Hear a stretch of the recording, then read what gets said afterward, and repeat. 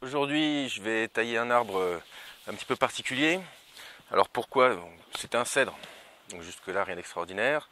C'est un arbre qui est dans un petit jardin, donc peu de place pour s'exprimer naturellement. Il y a une route derrière avec un trottoir, donc évidemment il ne peut pas s'exprimer naturellement, donc l'intervention est une nécessité. C'est un arbre qui a été étêté très fortement. L'axe central a été coupé, je pense, au moins de moitié il y a pas mal d'années. Et ce qui s'est passé, c'est qu'en réalité, c'est là où il est un petit peu particulier, c'est que les charpentières horizontales, les extrémités finalement, se sont redressées.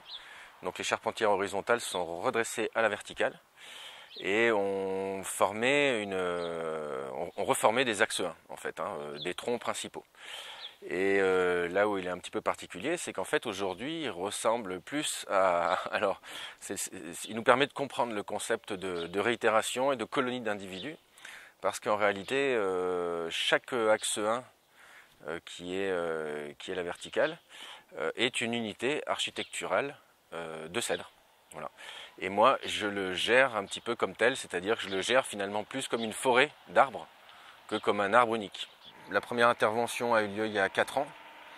Alors, il y a 4 ans au niveau calendaire, par contre, il y a 3 ans et demi au niveau de la pousse végétative, parce que la première intervention, elle avait eu lieu au mois de juin, après la pousse de printemps, qui a consisté principalement à faire beaucoup d'éclaircies, et justement à sélectionner un petit peu ces axes 1 réitérés. Donc il y a eu de l'éclaircie au niveau du tronc principal, sélection de charpentières, et après donc le travail sur chaque charpentière.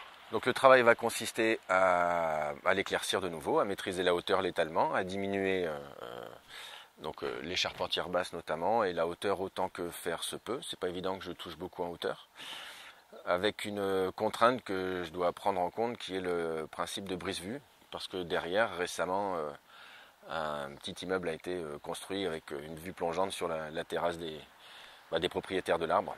Donc l'idée, c'est quand même c'est pour ça d'ailleurs que le choix avait été de le conserver et pas de le supprimer, parce qu'il a cet intérêt de brise-vue. Donc du coup, les clients ont préféré mettre en place la forme que je leur ai proposée, qui est la forme jardinée. Donc la fameuse nanification sur des grands ou des plus petits sujets. Il y a des cocons aussi qui seront supprimés. Cocons de chenilles, j'en ai vu au moins un qui seront supprimés. Il y en a parfois sur les cèdres, c'est assez rare, mais il y en a quand même. Voilà, et il n'y a plus qu'à. C'est parti.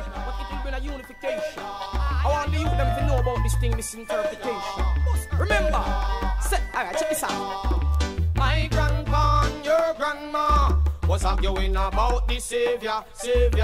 Your grandma is a Christian lady, while my grandpa a Rasta. Your grandma said Jesus, Papa said Selassie. Him a earth rightful ruler. Him a the kings of kings, the Lord of lords, the conquering lion from Judah. We shout hallelujah, hallelujah.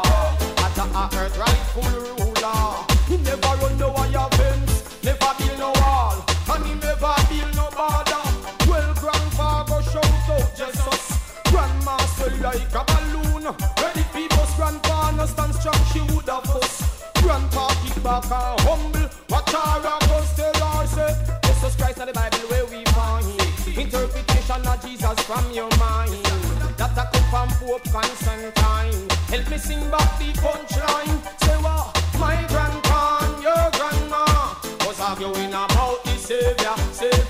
Your grandma is a Christian lady, while my grandpa a Rasta. Your grandma say Jesus, Papa said Selassie. Him a earth rightful ruler. Him a the kings of kings, the Lord of lords, the lion from the tribe of Judah. Me sing, oh. I can't believe you, man.